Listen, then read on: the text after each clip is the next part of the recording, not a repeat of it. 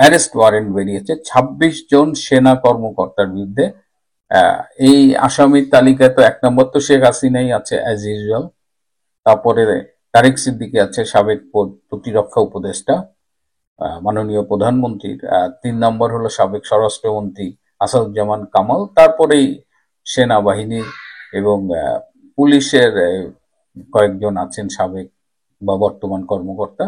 সেনাবাহিনীর ২৬ জনের মধ্যে অবসরপ্রাপ্ত আছেন ২-১ জন, এলপিআর এ গেছে এরকম আছে কয়েকজন, আর অধিকাংশই serving officer, brigadier general, major general, colonel, lieutenant colonel এই লেভেলের আর কি। এর মধ্যে ডিজিএফ এর মহাপরিচালক ছিলেন এরকম ৫ জন। এদের বিরুদ্ধে অ্যারেস্ট ওয়ারেন্ট বেরিয়েছে। তো এটা বেরোনোর সাথে সাথেই একেবারে খবর চাউর হয়ে গেছে। মেজর জেনারেল কবির আহমেদ, তিনি প্রধানমন্ত্রীর সামরিক মিলিটারি সচিব ছিলেন। তো কদিন আগে তাকে পররাষ্ট্র মন্ত্রণালয়ে রাষ্ট্রদূত করবার জন্য ন্যস্ত করা হয়েছিল, এবং তখন ফেসবুকে আমি বিশেষ করে আওয়ামী লীগের অনুসারী যারা, তারা বলেছিল যে এই মেজর জেনারেল কবির আহমেদ এ বেঈমান, এই কারণে সে এই জুলাই আগস্টের রেগুলেশনের সময় বেইমানি করছে, এই কারণে তাকে পররাষ্ট্র মন্ত্রণালয়ে প্রাইস পোস্টিং দিয়েছে। কিন্তু তারা এই যে কমেন্টটা করে ফেললেন, আমি জানি না কিসের ভিত্তিতে কমেন্টটা করেছেন, কিন্তু অনেককেই এভাবে this is a common practice যে কাউকে ক্ষমতাহীন করবার জন্য তাকে পররাষ্ট্র মন্ত্রণালয়ে ন্যস্ত করা হয় রাষ্ট্রদূত পদে দেওয়ার জন্য, পরে কাউকে দেয় কাউকে দেয় না।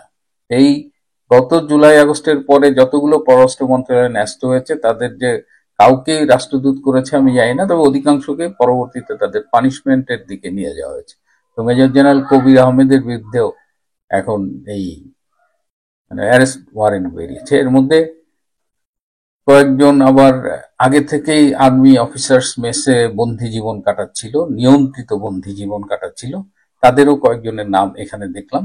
এই নিয়ে সেনাবাহিনীর বিরুদ্ধে কিন্তু সেনাবাহিনীর ভেতরে ব্যাপক একটা মানে ক্ষোভ দেখা যাচ্ছে। অনেকেই মানে সেনা প্রধানের দিকে আঙুল তুলে বলছেন যে একজন সেনা প্রধান তার বাহিনীর এত বড় সিনিয়র অফিসারদের প্রোটেক্ট করতে পারেননি, তাহলে তিনি কিসের সেনা প্রধান? কিন্তু আমরা ঠিক মানে বিভিন্ন কনফ্লিক্টিং ইনফরমেশন পাচ্ছি। কেউ কেউ বলছেন যে জেনারেল ওয়াকার সব জানতেন এবং তার সম্মতিতেই এই অ্যারেস্ট ওয়ারেন্ট সব হয়েছে। আর আবার কেউ কেউ বলছেন যে জেনারেল ওয়াকার আসলে যে ক্ষমতার বলে তার অবস্থান তার গুরুত্ব হারিয়েছেন। তিনি জুলাই আগস্টের সেই তথাকথিত বিপ্লবের পরে তিনি যেভাবে সব রাজনৈতিক নেতাদের ক্যান্টনমেন্টে নিয়ে গেলেন, নিজে একটা সেন্ট্রাল রোল প্লে করছিলেন, এটা কিন্তু ক্রমশ তিনি তার সেই অবস্থানটা হারাচ্ছিলেন। আমি নিজেও বলেছি যে টাইম উইল কাম যে কেউ আপনাকে পুষবে না। আবার এটাও একটা হাইপোথিসিস যে এই যে ২৬ জনের বিরুদ্ধে অ্যারেস্ট ওয়ারেন্ট জারি করা হলো এবং সেনাবাহিনীর যাদের পোস্টিং দেওয়া হয় তারা অনেক সময় অনেক নির্দেশ পালন করতে বাধ্য হয় বা বিভিন্ন এইভাবে ঢালাও, তাও আবার আইসিটিতে তো তাদের বিচার হওয়ার কোনো সুযোগই নাই, মিলিটারি রুলস আছে, দেশে সিভিল ল আছে। তো এই জায়গাতে মানে গুরুত্বহীন ওয়াকার, এবং তৃতীয় যেটা শোনা যাচ্ছে যে ওয়াকার গুরুত্ব হারাতে হারাতে এমন একটা জায়গায় চলে গেছে যে যদি এই মাসের মধ্যে ওয়াকারকে সরিয়ে দেওয়া হয় আমাদের কিন্তু অবাক হওয়া যাবে না। ওয়াকারের অবস্থানটা সেই জায়গায় চলে গেছে এবং দু একটি রাজনৈতিক দল তাদের পছন্দের সেনা প্রধান বসানোর জন্য উঠে পড়ে লেগেছে, এবং তারা যে কোনো দিন, হতে পারে সেটা 15ই অক্টোবর, হতে পারে সেটা 20শে অক্টোবর, এর মধ্যে তারা ওয়াকারকে সেনা প্রধানের পদ থেকে অব্যাহতি দেবে। এটা হলো তাদের প্ল্যান। সো এই অবস্থায় এই যে একটা একটা মানে এতগুলো সেনা অফিসারের বিরুদ্ধে একটা ওয়ারেন্ট জারি করলো, এবং বিদেশ থেকে দেখলাম যে ক্রমাগত কেউ কেউ এটাকে উস্কানি দিচ্ছে আর কি। এবং আমি একজন অবসরপ্রাপ্ত সেনা কর্মকর্তাকে দেখি খুব নীতির কথা বলেন, খুব বড় বড় কথা বলেন। তো আজকে একটু ইতিহাস ঘাঁটতে গিয়ে দেখলাম সেই সেনা অফিসার জিয়াউর রহমানের যে ক্যান্টনমেন্টের বাড়িটা যখন ভাঙা হয় তখন তিনি সেই ভাঙচুরের ভিডিও গ্রহণ করতেছিলেন। তিনি এতটাই তড়িৎকর্ম অফিসার, তিনি কিন্তু তখন বলতে পারেনি যে আমি এটা করব না, এটা অন্যায়। হ্যাঁ, তিনি সেই বাড়ি ভাঙার সেই যে উৎসব, সেই উৎসবের ভিডিও ধারণ করেছিলেন। এখন তিনি অনেক বড় বড় কথা বলেন, তো এখন দেখা যাক যে জেনারেল ওয়াকার আদৌ কিছু করতে পারেন কিনা। আমার ব্যক্তিগত ধারণা যে he doesn't have that guts. এমনি তিনি মানে অফিসার হিসেবে খুব মিডিওকার, ভাগ্য, স্বজন প্রীতি, আহ, যে কোনো কারণেই হোক, এখন আর মানে সে সেনা প্রধান হয়েছে, যেটা আসলে এই ক্যালিবারের কেউ কখনো বাংলাদেশের সেনাবাহিনীর প্রধান হন, বাট সামহাউ হি ম্যানেজড ইট। এবং তারপর থেকেই বাহিনীর কপালে কুফা লাগছে, এবং তার কথাবার্তা, তার কাজ, এগুলোর সাথে মিল নাই। হ্যাঁ, তার অনেকেই, তার বন্ধু টন্ধু আমাকে বলেছেন যে ও নাটক করে, ও নেভার ট্রাস্ট হিজ ওয়ার্ডস, এটা আমাকে অনেকে বলেছে যে ও তো মানে সো। এখন এই যে ওয়াকারের কথা কাজ মিলান, এই যে কয়দিন আগে স্টাডি পিরিয়ডে তিনি অনেক কিছু বলেছেন, যেটা সবাই জানেন যে সেনাবাহিনীদের প্রিজন মানে করে নিয়ে যাচ্ছেন, তার কষ্ট হয়। কিন্তু আবার আইএসপিআর এক বিবৃতি দিয়ে সেটাকে আবার অন্যদিকে টার্ন করে, অর্থাৎ তিনি মাঝে মধ্যে গর্জে ওঠেন আর কি। হ্যাঁ, সেই সার্বভৌমত্ব থাকবে না, এক না, এরকম গর্জে ওঠেন, কিন্তু তার ভেতরে কি আছে এটা বুঝতে কি আমাদের আরো অপেক্ষা করতে হবে কিনা জানি না। যাই হোক, সেনাবাহিনীর এই 26 জনের বিরুদ্ধে আইসিটির অ্যাক্টের অধীনে অ্যারেস্ট ওয়ারেন্ট বেরোনো কোনো ভালো নজির হলো না। এইটার কনসিকুয়েন্স কি হবে সেনাবাহিনীর ভেতরে কিংবা দেশের আগামী দিনের রাজনীতিতে, সেটার জন্য আমাদের অপেক্ষা করতে হবে। বাংলাদেশ সেনাবাহিনীর ২৬ জন কর্মকর্তার বিরুদ্ধে অপরাধ ট্রাইব্যুনালের বিচার নিয়ে সরকার ও সেনাবাহিনীর মধ্যে বিরোধ এবার একেবারে প্রকাশ্যে এসে গেল। অক্টোবর ৮, ২০২৫ তারিখে international crimes tribunal ICT Sheikh Hasina সমেত ৩০ জনের বিরুদ্ধে গ্রেপ্তারি পরোয়ানা জারি করেছে জোরপূর্বক গুম করার অভিযোগে। আইসিটির চিফ প্রসিকিউটর মোহাম্মদ তাজুল ইসলাম দুটি পৃথক মামলায় ৩০ জনের বিরুদ্ধে আনুষ্ঠানিক অভিযোগ পেশ করেছেন। প্রথম মামলায় শেখ হাসিনা, অবসরপ্রাপ্ত মেজর জেনারেল তারিক আহমেদ সিদ্দিকী এবং র্যাপিড অ্যাকশন ব্যাটালিয়নের বা র্যাব তার ঊর্ধ্বতন কর্মকর্তা সমেত ১৭ জনকে অভিযুক্ত করা হয়েছে। অভিযোগ, র্যাবের টাস্ক ফোর্স ইন্টারোগেশন বা যে র্যাবের টাস্ক ফোর্স ইন্টারোগেশন যে সেল বা টিএফআই সেলে জোর করে তাদেরকে গুম করা হয়েছে এবং নির্যাতন করা হয়েছে।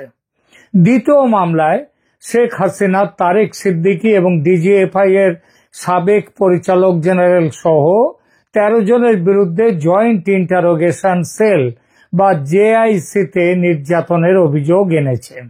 দুটি মামলায় সেনা বা সামরিক কর্তা ব্যক্তির সংখ্যা ২৬।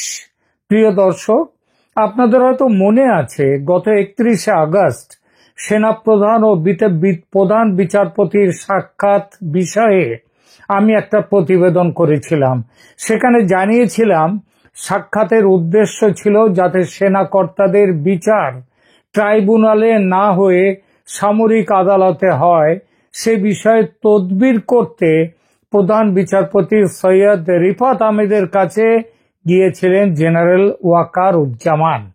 ওই একই ভিডিওতে জানিয়েছিলাম পরদিন সেনাপ্রধান দেখা করেন প্রথমে প্রধান উপদেষ্টা মোহাম্মদ ইউনূসের সঙ্গে এবং তারপর রাষ্ট্রপতি মোহাম্মদ শাহাবুদ্দিন চুপ্পুর সঙ্গে।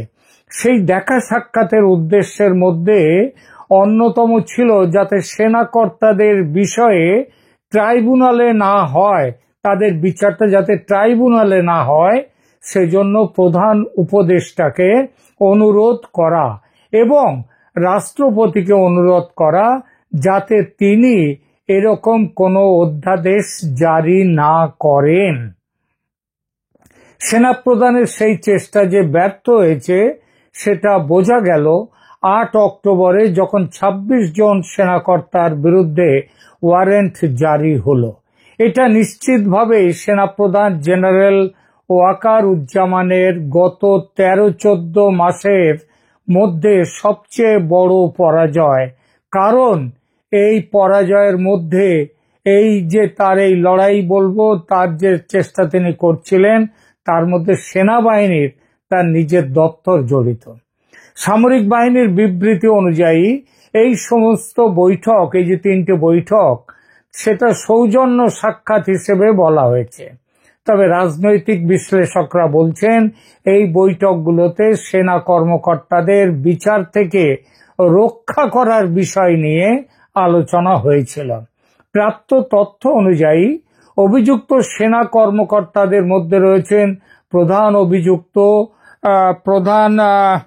অভিযুক্ত হচ্ছেন অবসরপ্রাপ্ত মেজর জেনারেল তারিক আহমেদ সিদ্দিকী, শেখ হাসিনার সাবেক নিরাপত্তা ও প্রতিরক্ষা উপদেষ্টা। এর সঙ্গে আছেন ডিজিএফআই এর সাবেক পরিচালকগণ। তারা হচ্ছেন লেফটেন্যান্ট জেনারেল অবসরপ্রাপ্ত মোহাম্মদ আকবর হোসেন, মেজর জেনারেল অবসরপ্রাপ্ত Mohammad Tauhidul Islam, brigadier general Mohammad Mahbubur Rahman Siddiqui, brigadier general অবসরপ্রাপ্ত আবু তাহের মোহাম্মদ ইব্রাহিম এবং অন্যান্য সেনা কর্মকর্তা যারা আছেন তারা হচ্ছেন brigadier general SM. Zakaria Hossain, brigadier general Imran Hamid, Sheikh হাসিনার সাবেক এডিসি, কর্নেল আবদুল্লাহ আল মোমেন, লেফটেন্যান্ট কর্নেল মোহাম্মদ রেদওয়ানুল ইসলাম, major Mohammad Noman Al Faruk, lieutenant colonel Redwan Ahmed. আর এছাড়া আছেন র্যাবের অভিযুক্ত কর্মকর্তাদের তালিকায় যারা আছেন তারাও কিন্তু মূলত সেনাবাহিনী থেকে নিয়োগপ্রাপ্ত। এরা হচ্ছেন সাবেক ডিজি মোখলেসুর রহমান, অতিরিক্ত DG Ziaul Ahsan, colonel Tofail Mustafa Sarwar, lieutenant colonel Miftahuddin Ahmed, lieutenant colonel Mohammad Mahbub Alam, lieutenant colonel Mohammad Kamrul Hasan, lieutenant colonel Sarwar bin Kasem. সেনাপ্রধান ওয়াকারুজ্জামানের কূটনৈতিক প্রচেষ্টা ব্যর্থ হওয়ার পর, মানে এই যে 8 তারিখে গতকাল এই ব্যাপারে যখন অধ্যাদেশ জারি হয়ে গেল, তারপর সেনাবাহিনীতে ব্যাপক ক্ষোভের সৃষ্টি হয়েছে বলে খবর। গত বছর আগস্ট থেকেই সেনাবাহিনীর ভূমিকা নিয়ে বিতর্ক ছিল।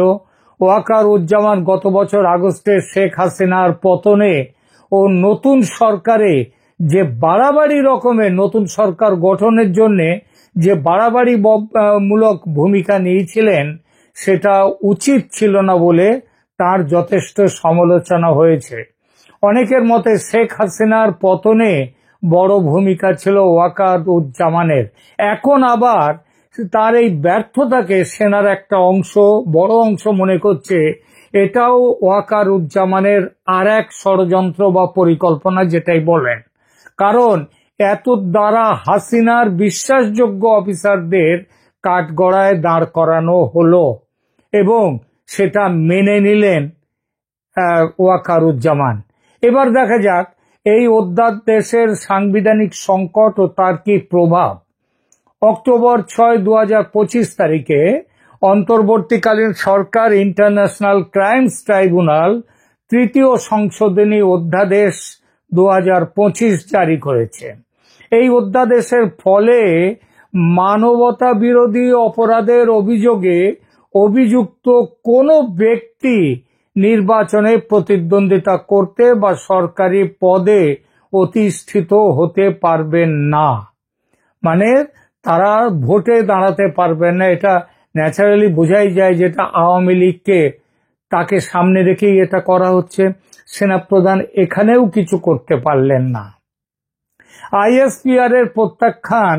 আইএসপিআর আবার তারা বলছে ইন্টার সার্ভিসেস পাবলিক রিলেশনস, তারা একটা বিবৃতি দিয়ে জানিয়েছে আবার যে সেনাপ্রধান জোরপূর্বক গুম, হত্যা বা অন্যান্য অপরাধের সঙ্গে জড়িত কারো জন্য কোনো রকম ইমিউনিটি বা ক্ষমা প্রদান সম্পর্কে কোনো বক্তব্য দেননি।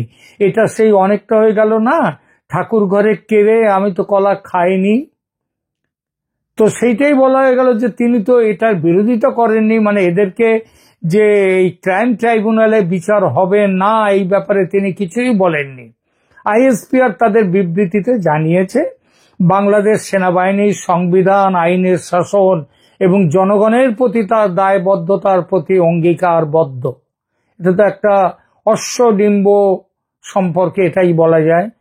কারণ বাংলাদেশে বর্তমানে সংবিধানের ও আইনের শাসন, বিচার প্রক্রিয়ার কি স্বচ্ছতা চলছে সে সম্পর্কে যদি কিছু বলতে হয় তাহলে ঘোড়াও হেসে ফেলবে। ইন্টারন্যাশনাল ক্রাইমস ট্রাইব্যুনাল 2010 সালে প্রতিষ্ঠিত হয়েছিল 1971 সালে যুদ্ধ অপরাধীদের বিচারের জন্য, কিন্তু এখন এটিকে আওয়ামী লীগ আমলের অভিযোগগুলোর বিরুদ্ধে বিচার করছে। 71-এর যুদ্ধ অপরাধ নিয়ে গঠিত ট্রাইব্যুনাল হাসিনার অপরাধ নিয়ে বিচার করে কি করে? এটা কি 71-এর মতো যুদ্ধ, স্বাধীনতা সংগ্রাম কি 24-এ হয়েছে, কি হাসিনার আমলে হয়েছে কোনো যুদ্ধ বাংলাদেশে? ট্রাইব্যুনালের 3 সদস্যের বেঞ্চ জাস্টিস মোহাম্মদ গোলাম মোর্তজা মজুমদারের নেতৃত্বে 22 অক্টোবর অভিযুক্তদের আদালতে হাজির করার জন্য নির্দেশ দিয়েছে। দেখা যাক সেনা কর্তাদের গ্রেপ্তার করে ট্রাইব্যুনালে হাজির করলে সেনার মধ্যে কি প্রতিক্রিয়া হয়।